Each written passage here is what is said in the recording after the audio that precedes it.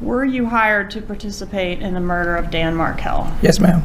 Who hired you to be involved in the murder? Well, I got it from my friend, Sigfredo Garcia. Is that Sigfredo Garcia? Yes, ma'am. How did you know him? Childhood friends. So to cooperate and get this deal, you had to turn on one of your best friends. Yes, ma'am.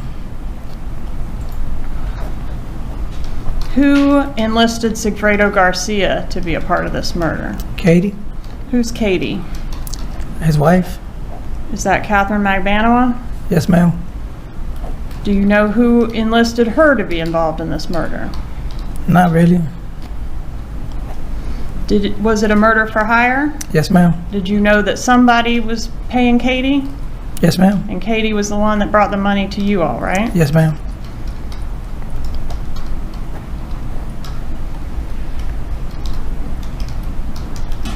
And what was the purpose of this murder as you understood it? That they wanted the kids. Who wanted the kids? Wendy. Okay. And did you understand that you were killing the father of the kids so that Wendy could have the kids? Yes, ma'am.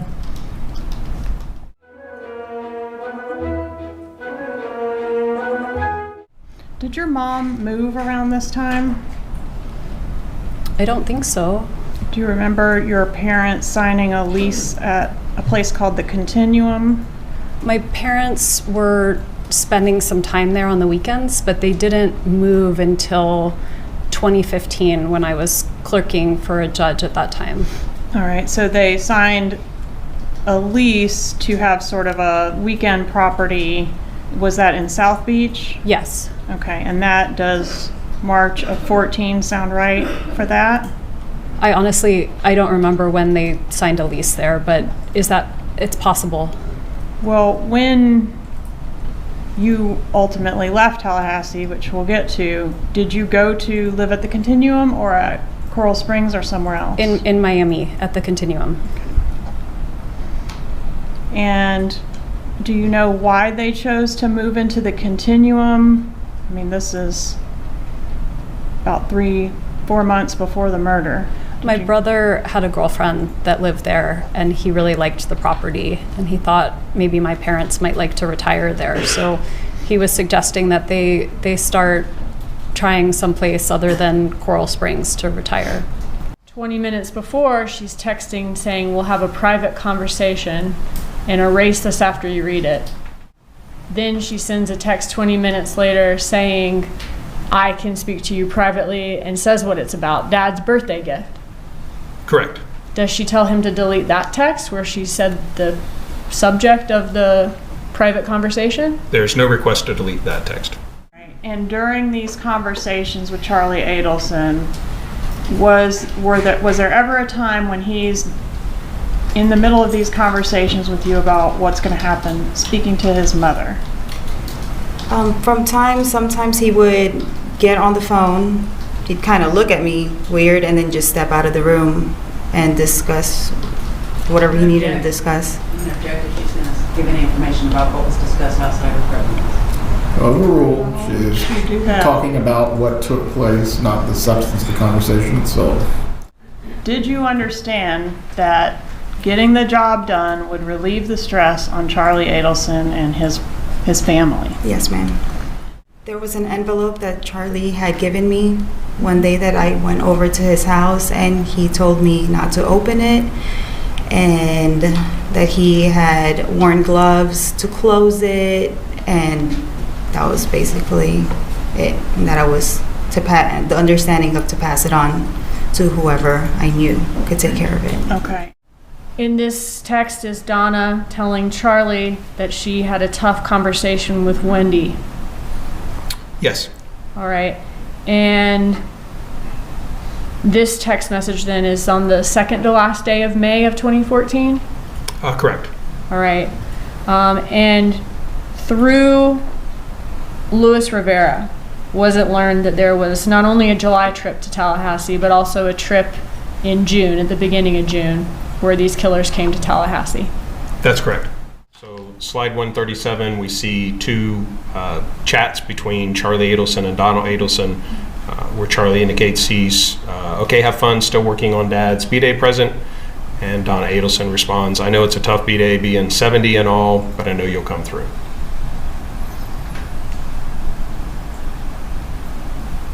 Okay, and this still working on Dad's B-Day present would be the day after the killers arrived back in Miami without having killed Dan Markel. Correct. Okay.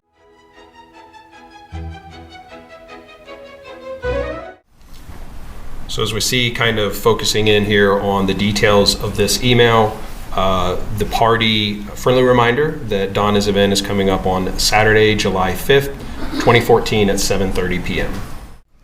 When is your father, Harvey Adelson's birthday? July 5.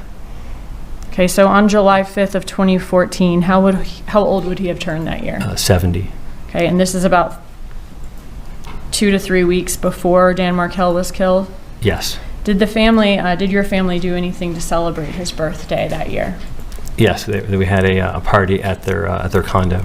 Okay, was there a gift from the family or from any of you to him? No. I remember an email, and my dad is not someone who wants gifts or a big deal made about him, and so the email was something like, your dad doesn't want gifts; he just wants all of his kids to be with him on his birthday. And was that from Donna Adelson? Yes. So she's basically just letting you know you and your kids coming is going to be his gift. Correct. And everybody, all the kids and grandkids being Correct. there. Okay. Was the party a surprise for Harvey? No. So you were never told, don't tell him about it, it's a surprise, No. anything like that? Don't tell him. Were you not supposed to tell him anything about the party that was a surprise? No, there was nothing about a surprise birthday. So tell us at the party, about the party, you said it was at the Continuum? Yes, at their apartment. Okay, so is that like a condo building in Miami? Yeah, on Miami Beach. Okay, on Miami Beach, like South Beach? Yeah. Okay. And is it a secure building? It's very secure. It was, we were staying at a hotel down the street, and there was armed guards, and it was apparently there's a lot of celebrities that live there. It was a very high, very secure building. Okay. And these celebrities that live there, were they people that you knew of? I mean, you knew who they were? Sure. Yeah, A-Rod.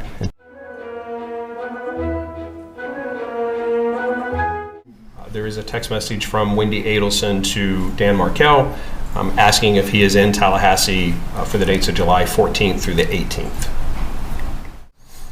And the date she was asking about is the 16th? Correct. And in the top of that email, does it say that she gets the kids every Wednesday anyway? That she has the children every Wednesday anyway? Yeah, the last sentence. I imagine you'll have the chance to have them on Wednesday nights during the weeks in May, June, and July? Yes, that she would imagine to have the chance. Okay. So what she was asking about seems to already be established in this schedule that was already established in January, 7 months earlier? Correct. If the killers knew that he was leaving town the next day, do you know how that information got to them? I don't. Did your brother Charlie know that information? I don't To your know knowledge. if I don't know if he knew that information. Did your mother know that information?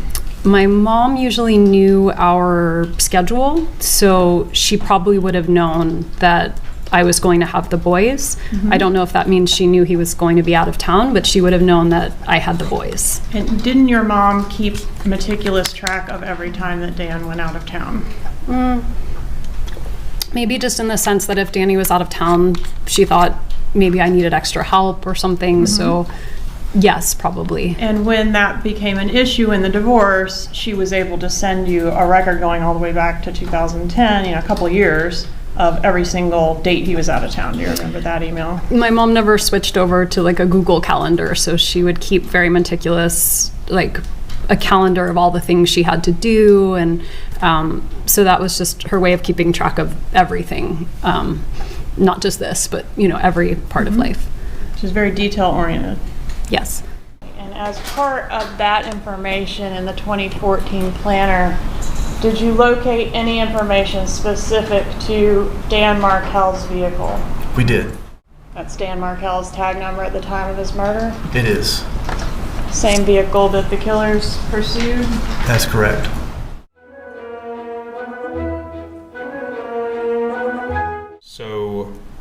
Yes. Wendy actually calls Donna at 8:09. Okay. And what's next? Donna attempts back at about the same time frame. Little phone tag maybe.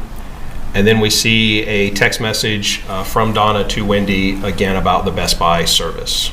And she says, they're on their way over now to help with the TV sets in your living room. Correct. All right, what's next? Wendy has a text to Charlie stating, "This is so sweet." And that was deleted? Correct. And would that have had to have been deleted then before the Cellbrite that afternoon, sometime between when it was received at 8:20 and the Cellbrite that afternoon? Correct. All right, what's next? Wendy receives a voicemail from Dan Markel. Okay, and did he indicate on that message that he was going to the gym that morning? He did. And specifically, did it tell you he'd be at the gym between 9:15 and 10:30? I don't remember, but that sounds about right. All right, and would he have given you that much detail because you were planning to try to touch base to talk, right? Yeah, we were trying to have a conversation. So Charlie calls Wendy, or attempts to call Wendy, at 9:12. And that's 29 seconds? Correct. Okay, what's next? Wendy texts Dan Markel stating, "The repairman at my house now. I am picking up the boys at 3 p.m. So your swim idea is a no-go today." So do we know exactly what time she listened to that? Was it 9:04? 9:04 was the voicemail. Do we know exactly what time she listened to that 9:04 voicemail? We do not. But it seems she would have listened to it before this text at 9:12. She does seem to acknowledge the content of the voicemail in this text message reply. So she heard it sometime between 9:04 and 9:12. Correct. Okay. Now, in that message, he mentions he's going to the gym, right? At He did. 9:15. But from the surveillance videos that we have, by the time he got to the gym at 9:15, were the killers already tailing him? Appeared to be so, yes. Okay. And are you familiar with Luis Rivera's statement that they had been tailing him all morning? They followed him from his house to the preschool that morning. Correct. All right, so can you walk us through these messages starting at 9:12 a.m. that Wendy Adelson has with Dan Markel? Yes. So, again, she indicated that the swim idea was a no-go. Mr. Markel responds about his day ending at 4:30. Meaning that he gets to keep the boys under the schedule until 4:30. Correct. Okay. As again, in this message, he says, "Under our schedule." And he continues, "And you had them until 5 last week." And this is at 9:13 a.m. Okay. Wendy Adelson responds, "Because you needed to food shop." This is at 9:15. Mr. Markel replies, "You weren't making them available until 5. And at this point, he's already in the Premier parking lot around that time. Would be correct, yes. Okay. Wendy What is- responds, "If it was 4:30 last Friday, you should have told me that. Why tell me now?" This is at 9:19. And also at 9:19, Wendy receives a call from Charlie, last a little over 18 minutes. Okay. So at the point where Dan Markel's already at the gym at 9:19, right? Yes, And the killers have already followed him to the gym at that point, right? correct, And this is per surveillance footage from Premier. correct. At this point, Wendy and Charlie have an 18 and 17 second phone conversation. An 18-minute and 17-second, yes. Okay. What happens next after this phone conversation? So after the phone call started, Wendy would have received the incoming text, "Because I was being nice." And then about the time that phone call would have ended, Wendy texts Dan back. And does she say, "Nice was fun while it lasted. See you at 4:30 today at my house then"? Correct. So after this 18-minute phone call with Charlie Adelson, does she seemingly change her stance in the argument? She kind of concedes the argument and agrees with what Dan Markel is asking. He can keep the boys until 4:30. Correct. And then within about an hour of this message was Dan Markel killed. He was shot, yes.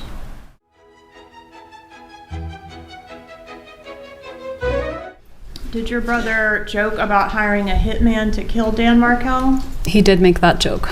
What was the joke specifically? My brother had bought me a TV as a divorce present, and he would make the joke that the TV was cheaper than hiring a hitman. Did you ever tell Jeffrey Lacasse about that joke? I may have mentioned that joke to Jeff Lacasse. Who is that? Jeff Lacasse was someone that I dated after Danny and I got divorced. But you do admit that your brother said he looked into hiring a hitman to kill Dan Markel. I don't. I admit that my brother made a tasteless joke repeatedly about buying me a TV because it was cheaper than hiring a hitman. But then someone did hire a hitman who did kill Dan Markel, right? Yes, that happened. On the morning of the murder, did you have an appointment at your residence on Aqua Ridge? I did. What was the nature of that appointment? I had an appointment with the Geek Squad. There were some vertical lines on the TV. I didn't know if maybe one of my kids had tapped it or touched it, but it wasn't working. And so I had an appointment, and they were scheduled to come sometime between 8 and 12. And was that the TV that was the same TV that your brother joked he got you as a divorce present because it was cheaper than hiring a hitman? Yes. Okay, and do you recall how long the TV repairman was at your house? I don't. It was a reasonable amount of time, so maybe an hour or so. And why did it take an hour to determine that the TV couldn't be repaired or was not under warranty? I don't know. I don't know a lot about AV equipment. And the TV repair guy, well, I guess I should ask, were you upset, crying and upset during the time that the TV repairman was there? I don't think so. Were you particularly upset about the TV, the fact that the TV couldn't be repaired? I don't think so. Okay, so the TV guy, to your recollection, didn't actually do anything. He didn't fix the TV, he didn't take it away, he didn't bring you a new one? No. He was trying to fix it. I mean, I think he was trying to assess what the problem was and if it could be fixed, but it wasn't taken away. The problem was like an impact to the screen, right? It seemed to be that, yeah. Okay. Did you talk to your brother Charlie on the morning of the murder? I did.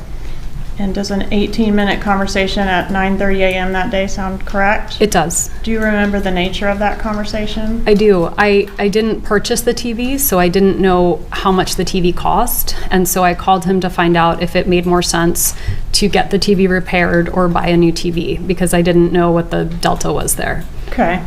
Can you tell the jury one way or the other for sure whether you mentioned Dan Markel's travel plans to Charlie during that 18-minute phone call? I can't say for sure, but I don't see why I would have brought it up.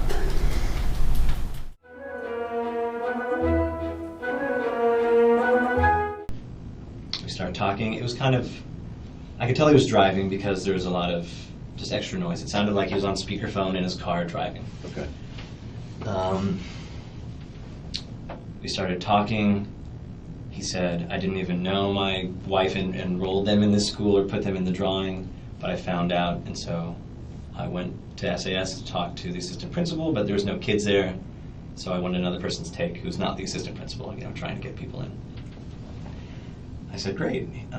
Maybe another time he mentioned that he and his wife didn't seem to be seeing eye to eye and everything. So it sounded like his ex-wife. His ex-wife. Okay. She was trying to get him into the school, and he didn't really. And he just didn't even know that she tried. Okay. And so I'm like, okay, this isn't. I don't want to get in the middle of this, but it's a good school. Blah blah blah. We started talking. Didn't really get to the heart of anything. I was just trying to figure out his situation and what he was looking for in school. He's driving, and then it sounded like he stopped. The extra noise wasn't really there. And he said, hold on a second. There's someone in my driveway that's unfamiliar to me. And I'm pretty sure that's the words he used. And I said, sure, no problem. And I guess, I don't know what he did. I don't know if he opened the door, got out of his car. I tried to just wait till he said, hey, you back? Or I'm back, you know. And that never happened. 911, what's the address of your emergency? We heard a loud bang and a car pulled away from next door. The driver's side window is all bashed in, and he's got blood all over his head. Do you recognize these exhibits? Yes, I do. How do you recognize them? I took those photographs at the hospital. Why did you take this photograph?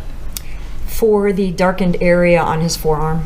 Why was that of significance? That is consistent with stippling. What is stippling? Stippling is being close contact to a firearm that was discharged, and it's going to be the unburnt gunpowder and gases that leave the barrel of a gun at a high velocity, and it will tattoo or stain the skin. State's Exhibit 24, please. Is this another effort to capture that stippling that you observed? Yes. No further questions. As part of the examination, particularly in gunshot wounds, we like to know whether the bullets are still in the body or how badly they are broken up, etc. So we do x-rays. And this x-ray, this is an x-ray of the head. You can see the top of the head here, the jaw, right side, left side. And these really bright spots here and here are the bullets that we recovered from this individual. All right, where did you go after the TV? Where was the next place you went after the TV repairman left? So I was home, I think, for a couple of hours first. I was doing a little bit of work. I was talking to some friends. I think I ate breakfast. And then I left probably close to noon or a little bit after noon. I was meeting two friends who I would frequently meet on a Friday to have lunch with. And so I went to run a few quick errands and then meet them for lunch. And on your way to meet the friends, did you have an occasion to go down Trescott? I was trying to turn down Trescott. That's where I used to turn and take just the road I was used to. But there was yellow tape up. And so when I tried to turn, I couldn't turn. So I made a 3-point turn and kept going on Centerville. And so you encountered a police roadblock at that location? Yes. Okay, couldn't go any further because there was a police car and some yellow tape, right? Right. And that was, you were able to see that from the intersection there, or you actually turned onto Trescott? I tried to turn and then I couldn't go through, so I turned around and kept going. How far down Trescott did you proceed before you turned around? Just until the tape. Okay. Did you attempt to call Dan Markel when you encountered the roadblock? No. Did you attempt to call your kids' daycare after encountering the roadblock? No. And then I bought the bourbon that they asked for at $12.49, and then I may have gotten gas after that, and then I drove to lunch. And lunch was where law enforcement came in and encountered you? That's right. Okay. And what about in 2016? Did she hate Dan Markel? No, not in 2016. What about 2014? Did she hate him then? No. Did you say do you remember giving a law enforcement interview in reference to this case? Yes, I remember. That was the same day that Mr. Markel was shot, correct? Yes. Okay, and did you say in that interview for court and counsel, I'm referring to page 288, lines 24 through 289, line 1, quote, "My parents have more reason to dislike Danny than almost anyone else." At that point, I was sitting with law enforcement for 6 hours and had just been told that Danny had been shot. So I was in shock, and I was trying to help the police think of anything I could possibly think of that would be helpful. And are you suggesting that after 6 hours you became fatigued to the point that you started saying things that weren't true? No, I didn't say anything that wasn't true. I just was in shock. I just kept talking and talking and talking. Ma'am, did you change your children's names after Dan Markel was killed? About a year after I did. In what way did you change their names? I changed their last name, and I changed my older son's middle name. Okay. And you changed their last name from Markel to what? To mine. Adelson. Mhm.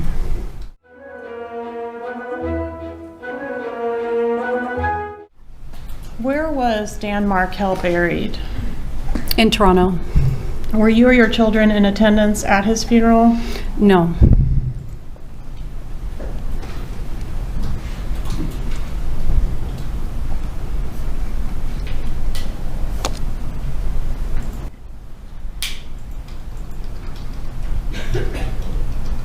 When was the last time you spoke to your mother, Donna Adelson, as we sit here today? November of 2023. Okay. And so she hasn't given you any information or advice about how to testify in court, has No, she? ma'am. No. What about, you did offer testimony in November of 2023 as well, right, on a related case? Yes. Okay, October. And did your mom, when you spoke to her in November of 2023, offer you any advice or thoughts about how you should act or behave or what you should say in court? Yes. She did? She did. And what was that? I can't tell you I remember exactly, but she was hoping I would be supportive of my brother. Okay. And do you know what her thoughts were afterwards? I do. Okay. And what were they? She was devastated. She didn't feel you were supportive? No.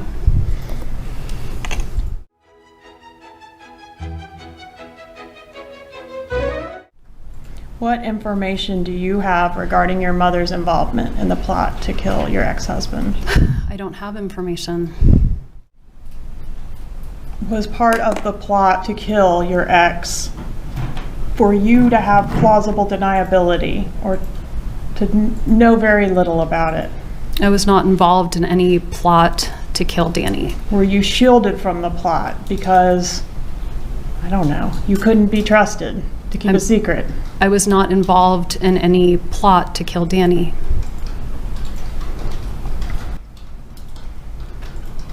Why did you tell investigator Isom in your law enforcement interview that you were worried the police, or you were worried, I guess, in the police car on the way to be interviewed, that you might be considered a suspect? Because I couldn't think of anything bad going on in his life other than the divorce. And frequently the ex-wife is a suspect. Were you treated as a suspect? I was not. But you mentioned 9 times in your law enforcement interview being a suspect, didn't you? I did, yes.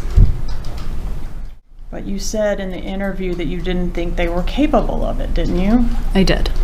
If your mom wasn't capable of it, did she have anyone that she could enlist to assist her? I don't know. What was your first thought when you were asked if anyone might have murdered Dan Markel for your benefit?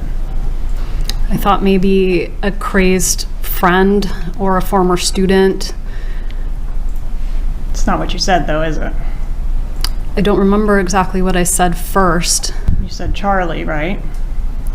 If that's what I said, then you have it there, but I don't remember who I listed first. Okay, can you at least tell the jury you definitely did say Charlie as one of those people? I did. Do you remember saying, if somebody tried to kill my ex-husband, they should be prosecuted to the full extent of the law? Yes. And Isom says, regardless of who it is, and do you recall your answer? I do recall my answer. What was that? I think I was hoping it wasn't anyone in my family, and so that idea that it was someone in my family gave me pause. All right, but that wasn't your answer, was it? I mean, I don't remember word for word what I Okay. said, but that was my sentiment at the time. Was your answer for court and counsel, this is law enforcement interview page 122, lines 7 through 12, if somebody tried to kill my ex-husband, they should be prosecuted to the full extent of the law. Question, regardless of who it is. Answer, I mean, it would be different if I thought it were my brother. Did you call your mom from the interview room at Tallahassee Police Department? I did. And did she answer the phone? She did. When she answered, did she advise you that your dad was in the shower? I don't remember whether my dad was in the shower. You asked her to sit down. Do you remember that? I do. Right. And by asking her to sit down, would that signify to her that this was going to be something serious you were going to reveal or say? I was concerned about her age and if she were standing that she could, hurt herself if she fell down. Okay. And do you recall that she at that point asked if she could put you on speakerphone? I don't remember, but that sounds plausible. What was the purpose of putting the phone on speaker, if you know? I would be guessing, but so my dad could hear too. But wasn't Dad in the shower, or you don't remember that part? I don't remember if my dad was in the shower. Was anyone else there to your knowledge? I don't think so. Was Charlie there to your knowledge? I don't think so. Did you ask your mom in that telephone conversation to tell Charlie what was going on? I think I did. I didn't want to make any more phone calls. And your mom took the news pretty well, didn't she, this phone call? I wouldn't say she took the news well. I think she was upset. Did you say something different in your law enforcement interview after you got off the phone with her? I don't think I did. I don't think I said something like that. Didn't you say, page 265, line 5 through 6, quote, "My mom handled that pretty well"? And then page 280, line 22 and 23, did you also say, "Well, my parents sounded really surprised, so that's at least a relief"? Yes, I see that here. No further questions.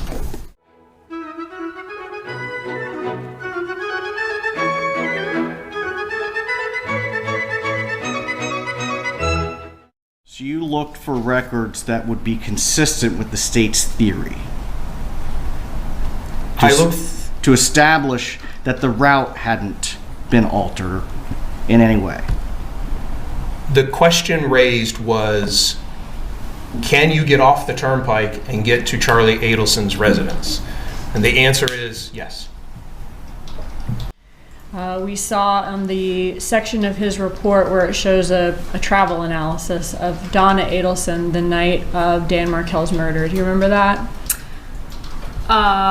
The ones where there's like projected travel paths? Correct. I do remember that. It tells us that that travel should have taken approximately about an hour and 4 minutes. And what we see is between 8:32 and 10:53 is actually 2 hours and 21 minutes. So the distance traveled is not consistent with the time consumed.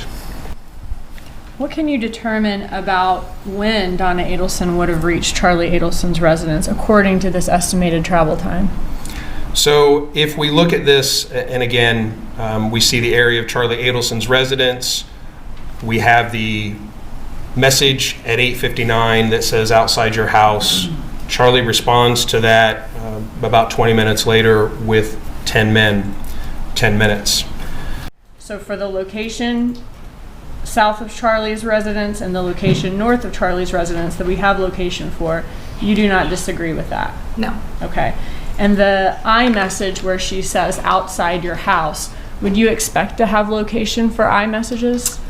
If it's from an iCloud return, no, I would not expect there to be location information from iCloud. Okay, so I just want to be clear. It's not that we do have location for outside your house and it's not consistent with Charlie's house. It's just that we don't have location at all for outside your house. Correct, there is no location. But Donna Adelson says her location. Did Charlie Adelson ever tell you, this murder is to benefit my mother? No, ma'am. Did Charlie Adelson ever tell you this murder is to benefit my sister? No, ma'am. But you knew that, didn't you? Yes, ma'am. He did tell you that his mom was at the house right before you arrived, the night of the murder. Yes, ma'am. He did tell you that his mother washed the money. Yes, ma'am. Money that was payment for the murder. Yes, ma'am.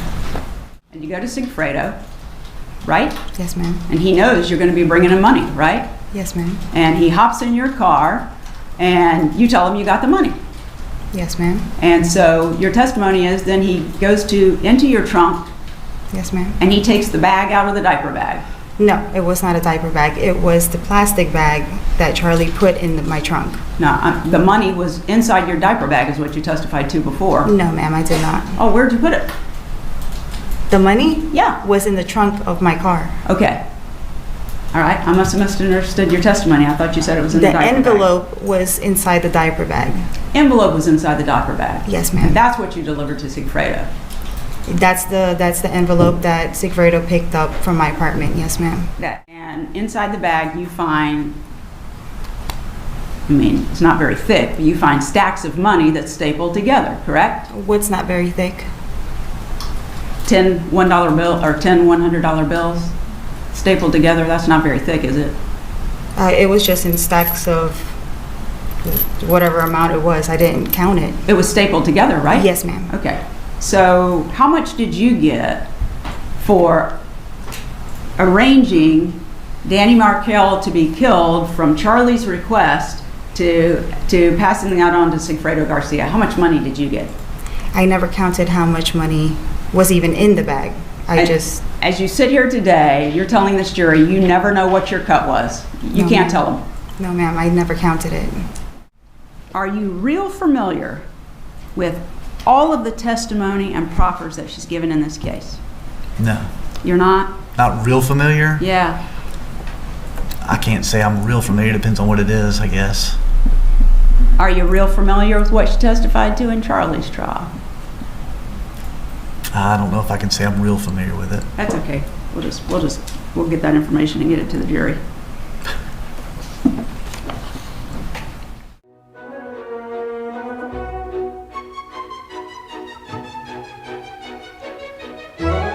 I want to talk to you. I'll lead you forward to the date that Danny Markel was murdered. That was July the 18th of 2014.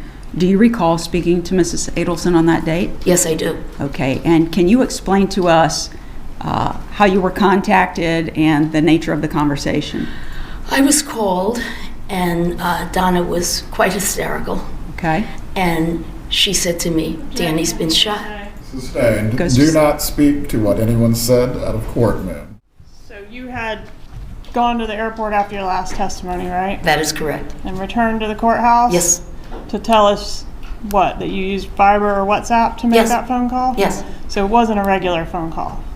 Correct. Okay, so you misspoke earlier, or it just wasn't clear? No, I said she called me. Okay.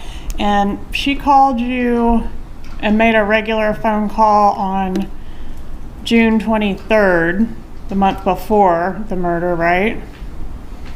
I don't recall if she made many phone calls. And she called you on a regular line on July 20th, just 2 days after the murder. Do you recall that? If you say so. Okay, and July 21st. The objection? Yeah, the witness is not being shown the evidence that she's being confronted with. I believe she is not asked, or she is not asked to recall, or let me clear this up. Ms. Cunningham, do you need to see the items that the state is referring to refresh your recollection? Do I? Would Yes, you like to see them? if I spoke with her, I spoke with her. Okay, so you have no reason to contest that you spoke with her via regular phone call June 23rd, July 20th, and July 21st. If it's in the record, yes.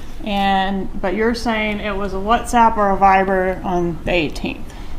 Yes, they were in the car, and they often called on those apps in the car. Would it surprise you to learn that WhatsApp didn't offer voice calls until March of 2015? Then it was on Viber. Must have been Viber, huh? Nothing further. All right, so how did you first hear about Dan Markel's murder?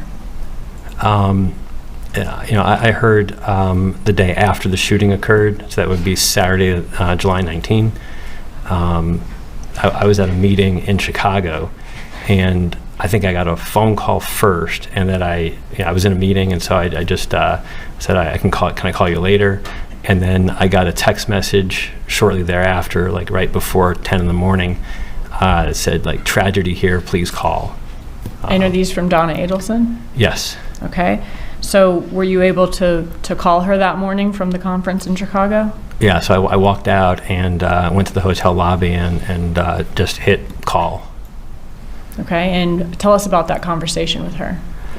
So it's one of those moments that you'll just remember forever. So I remember being in the lobby of the Westin, and I assumed something terrible had happened, and but I wasn't ready for it. She said, so we just want to let you know that Danny's been shot, and they took him to the hospital, but he didn't make it.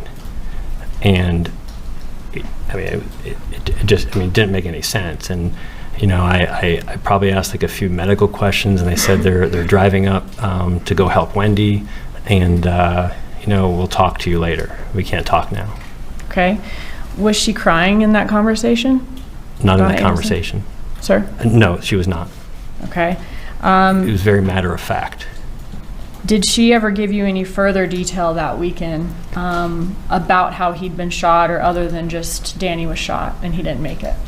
I think it was the next day. So the only really other time that I spoke with him that weekend, I was in the airport going home, like Sunday afternoon. So it was definitely the next day, and it was the first time I could actually have any kind of conversation. And one of the things that she told me is, it bothered me, but I didn't have any other details about. But she said that, someone went to the front door and said, "Are you Dan Markel?" and then shot him.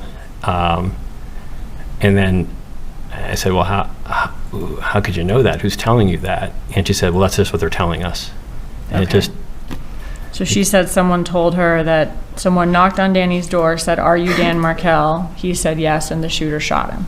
That's the story I heard. And, later we found out that wasn't what happened, but that story bothered me a lot because there's only one way you could hear that story. Was she crying when she told you that information? No. All right. Did you recall on the trip to South Florida, just within 48 hours of the shooting, getting a call from Craig Isom? Yes. Okay. And what happened with that call? I talked to him for a while. He mentioned that he might want to have DNA samples of the kids. We were already halfway down. We'd been in the car for about 4 hours with the boys. Who's and the we in that sentence? I was with my parents. Okay. And the kids. Yep. We talked, the call broke up, and he never followed up. Was it like you're breaking up? I told him I was having a hard time hearing. But were you faking that, or was it really breaking up? I was not faking that. And did you send your lawyer to him after that, shortly after that? I told him he could talk to my lawyer. He never followed up. You mentioned earlier that law enforcement contacted you after Dan Markel's murder. Did they contact you to try to see if you knew any information? Yeah, they came to our house. I was already at work, and so they talked to my wife. It had to be a Wednesday or Thursday, so I was already at work. And is this your house in New York? Yes. Okay. Did you end up talking to law enforcement and letting them, answering their questions, letting them know what you knew? Yeah, they came to my office the next day, and we with two agents, and we had an interview. Okay. After that conversation with, you said it was the FBI earlier, right? Yes. Okay. After that conversation with the FBI, did Donna Adelson ever say anything to you about having talked to law enforcement or the FBI? It was either that afternoon or the next day, but and she called me and said, just want to let you know, if the police come around, don't talk to them. Okay, so she told you not to talk to law enforcement. Correct. Did you let her know that you already had talked to law enforcement? Yeah, I said I already did. And what did she say to that? She said, "Oh, well, you don't know anything anyway." You don't know anything anyway? Correct. Was that an unusual statement coming from your mother? Yeah, everything that week was unusual, but I clearly didn't know anything, but I wasn't going to not talk to the FBI if they show up at my house. How did you respond? Let me ask you this. After the murder of Dan Markel, did Donna Adelson seem curious about who killed Dan Markel? No. Was there a complete lack of curiosity? Yeah, nobody seemed curious. Did you actually ever ask her, after the murder, hey, what do you think happened? What do you... Yeah, and the conversations were kind of rerouted, or that was certainly discouraged, and it was probably like maybe sometime like mid-August, when I finally had a chance to ask and say, what is going on? This was not a small event. This was getting a lot of notoriety, and I said, what do you guys think happened? And she had said, I don't know and I don't care. It doesn't concern me. Was that out of character for her to not be curious and not be asking some questions? Yeah, I mean, it was an unsolved murder of, my former brother-in-law, like someone that we all know very well. I mean, if it was like some neighborhood gossip, people would be interested. This was like national interest, and nobody had any curiosity about, who did this to Danny. Did you go to a dinner after the murder of Dan Markel in which you vomited at the table? It was several weeks until I felt ready to leave my apartment. Wendy and I reestablished phone contact about 10 days after the murder. She called me, and we had 3 or 4 phone calls. In one of them, she related that her and Charlie had gone to what Charlie called a celebration dinner, and at that dinner, Charlie said something to her. She didn't specify what it was, and she spontaneously vomited all over the table.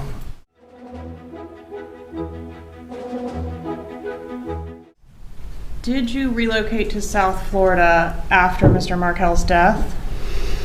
In terms of relocation, I did leave Tallahassee after the funeral, but I took a weekender for both the boys and me and thought I would be back pretty quickly. Did you come back? I did come back a few times, but just to get things though, right?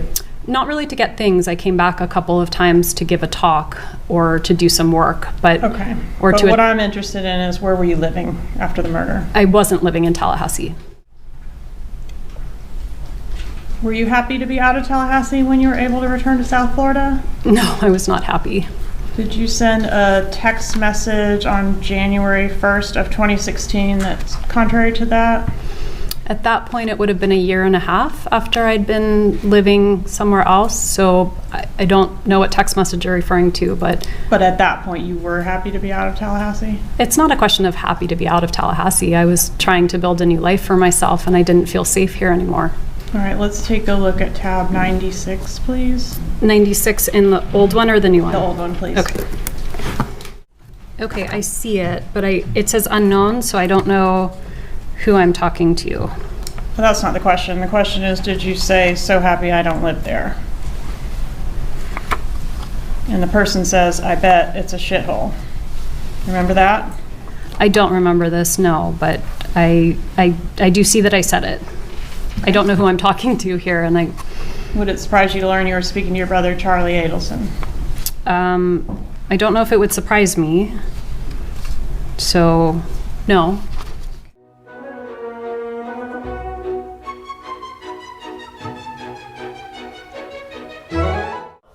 There's a limit there's a point at which someone purposely will do what you're asking them, purposely do the opposite.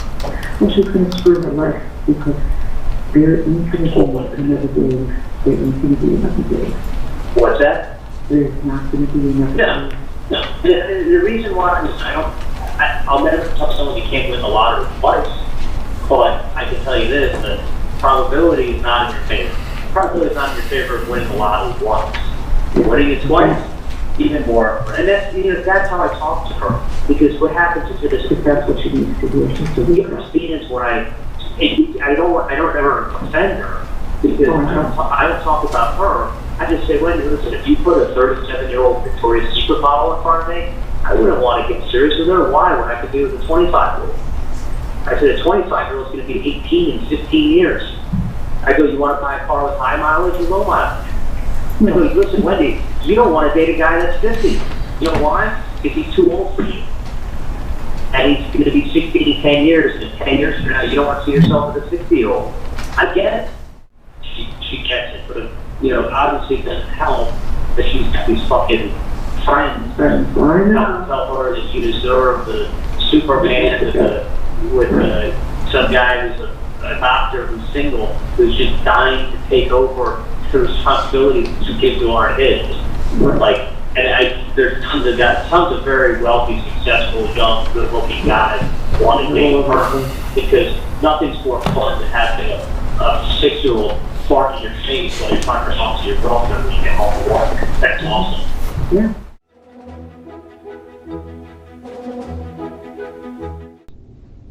Does she still have the same phone number? She switched her phone 3 or 4 days after the shooting because she thought you guys had bugged it. Okay. All right. Do you have the new number? I don't. I think she has the same number. She has a different phone. She just wants a different handset. Which is silly because they want to. You don't need to put a bug on a phone physically. Right. I mean, it's funny. Why would she be concerned about people bugging her phone, or the police bugging her phone? I guess is what she's specifically concerned about. She's real concerned about that. She told me that. Did you ask why? No, I knew I immediately thought she did this, and so she told me 50 times, Jeff, I had nothing to do with this. And I always just let it be silent, sorry. I just let it be silent because I didn't want to go there. I didn't want to play my hand. I'd never said anything to her. I just wanted to listen. I was hoping she might give me something interesting and I would come tell you guys. Because she's erratic enough, I thought she might say something stupid. When she was up here, how's this for awkward? My best friend sat next to her at a bat mitzvah. He refers to her, just so you know what it's like in the community, he calls her the murderer in common conversation. He is convinced. I don't know how, I mean, a lot of people, and that's not from my take on it, that's his take on it. Right. He knows I could be crazed. He had to sit next to her at a bat mitzvah for 4 hours. She's cracking jokes about Danny getting his head blown off. Head blown off? Yes, cracking. And I can't remember the exact joke, but that was how he put it at least. And he said he looked at her and said, Wendy, that's totally inappropriate. Where was this at? So it was the Andrew Epstein's daughter's bar mitzvah. Okay. Which was 3 weekends ago. She was here for 4 days. And in the morning when she was here, it was a church ceremony in the morning, then a party at night. And the morning one, she sobbed through the whole thing. And whenever anybody asked her, like, what's going on, she didn't say I'm sad. She said I'm nervous, I'm anxious. I've seen a lot of grief. I'm a social worker. This is really an atypical reaction. It's real strange. And then the evening, she was pretty much herself, but she was cracking jokes. She told some of my friends that she's changing their names to Adelson. She still hates Danny more than you would ever think.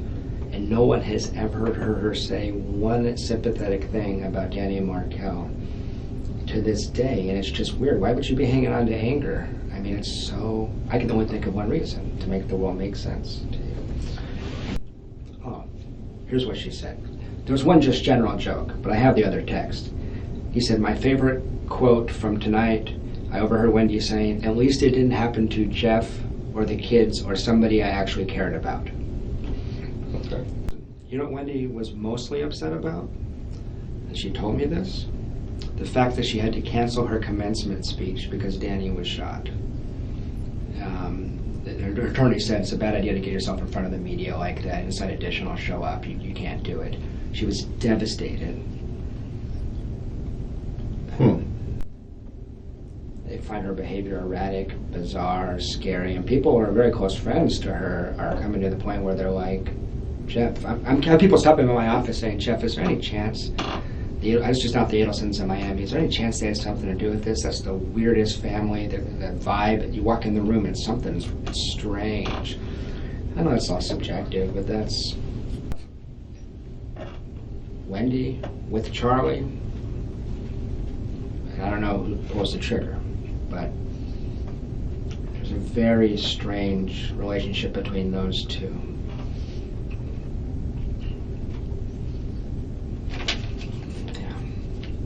I mean, that's the other theory, which will sound super crazy, but the people that have visited the house in Miami, they said to me, has anyone considered maybe the whole family's in on this? I mean, this is I said, people don't do that. I said, well, you go in that house, it's real strange in there. It's real secretive. It's real weird. Ms. Adelson, you would agree that when Danny Markel was murdered on June the 18th of 2014, your little boys lost their father for the rest of their life? On the day that he was murdered was July 18th, and yes, My boys lost their father.